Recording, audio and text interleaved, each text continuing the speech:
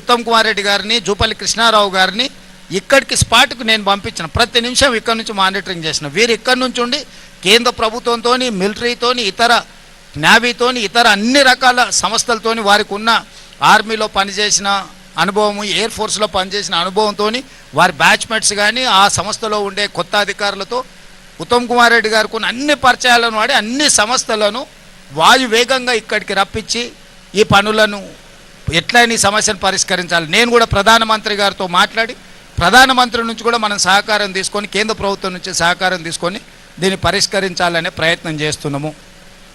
ఇది ఒక రాజకీయ సమావేశంలో రాజకీయ పార్టీలు ఏదో పని చేయబోతే అక్కడ జరిగిన ప్రమాదం కాదు. ఇదొక గొప్ప ప్రాజెక్టు. ప్రపంచంలోనే అతి పొడవైన టన్నెల్ ఇది.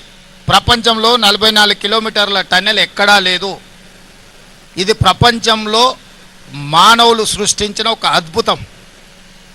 ఆ పనులు చేస్తున్నప్పుడు గత నిర్లక్ష్యాన్ని వదిలి ఈరోజు ఆ పనులను పూర్తి చేయాలనుకున్నప్పుడు జరిగిన దురదృష్టకరమైన సంఘటన. ఈరోజు మేము మనోధైర్యం కోల్పోలేదు. ఈరోజు ఇంకా పట్టుదలతోని ప్రాజెక్టును పూర్తి చేయాలని ప్రభుత్వం భావిస్తుంది. అదే సమయంలో ప్రమాదంలో చిక్కుకుపోయిన వాళ్ళు, ప్రమాదంలో కుటుంబ సభ్యులు, అందులో ఉన్న కుటుంబాలు ఏవైతే ఆందోళన చెందుతున్నాయో ఈరోజు ఆ 8 మందికి సంబంధించిన కుటుంబాలను ఆదుకోవడానికి తెలంగాణ రాష్ట్ర ప్రభుత్వం సిద్ధంగా ఉన్నది. ఆ కుటుంబాలను ఆదుకోవడం మన బాధ్యత. ప్రభుత్వం మానవత్వాన్ని చూపిస్తున్నది. ఇక్కడ ఈ రకంగా ముందుకెళ్లే సమయంలో మాకు సహకరించాల్సిన వాళ్ళు ప్రాజెక్టు పరిశీలిస్తామంటే మేము పంపించినాం, ప్రాజెక్టును చూడమన్నాం, సూచనలు చేయమన్నాం. ఎవరు ప్రజాప్రతినిధులు ఎవరిని కూడా మేము ఎవరిని నియంత్రించలేదే, నిర్బంధించలేదే. గతంలో వాళ్ళు చేసినట్టు మేము ఏది చేయలేదే. ఇంత పారదర్శకంగా ప్రభుత్వం ఈ సమస్యని పరిష్కరించేటప్పుడు ఇంకా మమ్మల్ని తప్పు పట్టాలని మాట్లాడుతున్నారు. ఇది ఏమాత్రం సమంజసం కాదు. ఇప్పుడే మా చర్చలలో మనుషులు మిషన్లతో పాటు ఈ సమస్యను పరిష్కరించడానికి అవసరమైతే రోబోలను కూడా వాడండి అని చెప్పి ఇప్పుడు అధికారులకు మేము సూచన చేయడం జరిగింది. ఎందుకంటే హ్యూమన్ లాస్ ఉండొద్దు. ఇంకా ఫర్దర్ ఈ ప్రమాదాన్ని పరిష్కరించే దాంట్లో ఎక్కువ లోపలికి మనుషులు వెళ్ళి పనిచేస్తున్నప్పుడు ఇంకేదైనా అనుకోని దుర్ఘటన జరిగితే ఎవరికి కూడా చిన్న దెబ్బ కూడా తగులొద్దు. ప్రాణాల సంగతి చాలా దూరం. చిన్న దెబ్బ కూడా ఈ అధికారులకు ఈ సమస్యను పరిష్కరించడం దాంట్లో పాల్గొంటున్న సిబ్బందికి ఎవ్వరికి కూడా చిన్న సమస్య కూడా రాకూడదు. ఏ సమస్య తెచ్చుకోకుండా ఉన్న సమస్యను పరిష్కరించాలనేది ప్రభుత్వం యొక్క ఆలోచన. అందుకే ఈరోజు అవసరమైతే రోబోలను కూడా లోపలికి పంపించి వీటికి సంబంధించిన పనులను చేయడానికి కూడా పరిశీలించమని ఇప్పుడు అధికారులకు ఆదేశాలు ఇచ్చినాం. ఉత్తమ్ కుమార్ రెడ్డి గారు కూడా వారి అనుభవాన్ని ఉపయోగించి ఈ రోబోలను కూడా అవసరమైతే తీసుకొచ్చి ఆ రకంగా కూడా ఈ సమస్యను అడ్రస్ చేయాలనే ప్రయత్నం చేస్తున్నాం. ఏదేమైనా రాష్ట్ర ప్రభుత్వము ఈ సమస్యని పరిష్కరించాలనే పట్టుదలతోనున్నది. ఈ సమస్యలో నష్టపోయిన కుటుంబాలను ఆదుకోవాలనే చిత్తశుద్ధి ప్రభుత్వానికి ఉన్నది. దయచేసి మీరు అందరూ కూడా ఈ సమస్యని పరిష్కరించడానికి ఆదుకోవాల్సిందిగా నేను విజ్ఞప్తి చేస్తున్నా.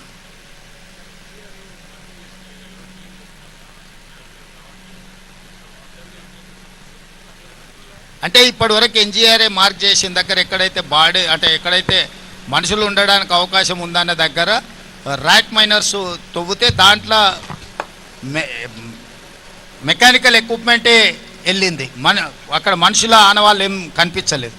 సో ఫర్దర్గా చేయాలనంటే అది ఉధృతంగా బురద వస్తుంది, నీళ్ళు వస్తున్నాయి, కొంచెంగా తొలగించాల్సి వస్తుంది. ఇప్పుడు మన కన్వేయర్ బెల్ట్ లేకపోవడం వల్ల వాళ్ళు తొలగించిన మట్టిని మనం పూర్తి స్థాయిలో బయటికి కదిలించలేకపోతున్నాం. అందుకే రేపటి సాయంత్రంలోగా కన్వేయర్ బెల్ట్ను ఫస్ట్ మనం పని చేసే విధంగా తెచ్చుకుంటే అప్పుడు మట్టి వేగంగా తొలగించడానికి వస్తుంది. మట్టి తొలగించిన తర్వాత మిషన్తో పాటు మనుషులు ఎక్కడున్నారనేది వెతకాలి. ఇప్పుడు టెంటేటివ్గా ఇక్కడ ఉండొచ్చు అని ఆనవాళ్ళని గుర్తించింది కానీ నాట్ ఎగ్జాక్ట్లీ ఇక్కడ ఉన్నారు అనే స్పష్టత ఇంతవరకు రాలేదు. దాని మీద నిరంతరం నిపుణులు పనిచేస్తున్నారు. ఇది అంటే అత్యంత సంక్లిష్టాత్మకమైన సమస్య.